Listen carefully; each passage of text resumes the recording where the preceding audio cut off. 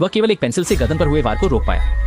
ये सिर्फ लड़की का सतही छलावा था। वास्तव में वह पहले ही उसके पीछे आ चुकी थी और घूमती हुई हथियार को पकड़ लिया। जब शिक्षक ने सिर घुमाया तो वह झुककर उसकी कमर की ओर बढ़ गई, मगर यह नहीं जानते थे कि शिक्षक केवल उसे पहले खुश होने दे रहे थे, फिर सीधे उसकी ओर बढ़ाए।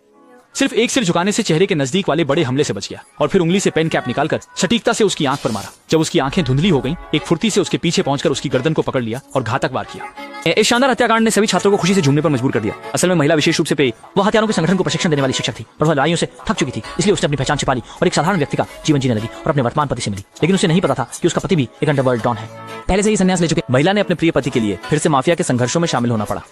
3 वर्षों में उसने अपने पति के लिए चाकू और गोली को रोका। वह एक समय मानती थी कि उसका पति उससे जान से भी अधिक प्यार करता है, इसलिए चाहे उसे अपहरण कर गर्भपात के लिए मारा गया हो या फिर दिन रात पीछा कर मारने की कोशिश की गई हो, उसने बिना कोई झिझक किए अपने पति के सभी दुश्मनों का सफाया किया। सीधा इस दिन तक जब वह अपने घायल शरीर को लेकर घर लौटी, तब उसे अचंभित होकर पता चला कि उसके पति के दिल में हमेशा से एक औरत बसती थी और उसके पति ने उसके साथ शादी करने और उसे हद से ज्यादा प्यार करने का कारण सिर्फ उसे अपना कमजोर कड़ी बनाना था, ताकि दुश्मन उसकी प्रिय औरत पर निशाना न साधे। इस प्रकार वह केवल दिखावे की पत्नी बनकर रह गई थी।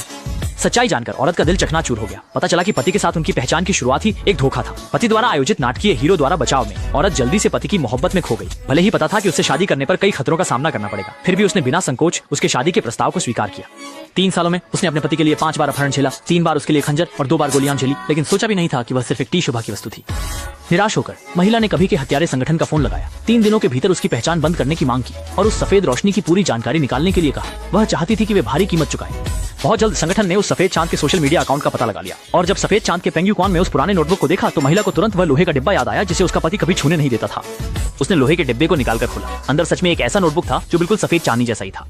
जब उसने घबराते हुए उस नोटबुक को खोला तो उसे पता चला कि उसके पति द्वारा उपहार में दी गई हर वस्तु वास्तव में सफेद चांदनी के लिए बनाए गए सामान के बचे हुए टुकड़े थे। और जो बात उसे सबसे ज्यादा गहरी चोट पहुंचाती है वो ये है कि जिस साल उसने बच्चे को खो दिया था, उस किडनैपिंग का असली मास्टरमाइंड उसका पति ही था, क्योंकि सफेद चांदनी नहीं चाहती थी कि उसका किसी और से बच्चा हो। तभी तो उस समय उसके पति ने बच्चे के खो जाने के बाद ही समय पर वहां पहुंचा था। ये फिर से कुशलता से रची गई साजिश थी। जब पति घर लौटा और पत्नी में कुछ अनहोनी सी महसूस की तो उसने उसे ये कहकर फिर से प्यार में फंसाना शुरू कर दिया कि वह उसे कितना प्यार करता है और उसने पत्नी से गुजारिश की कि वह उसे कभी न छोड़े।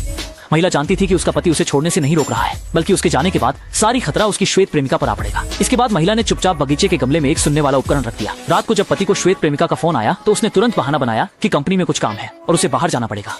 महिला ने उसका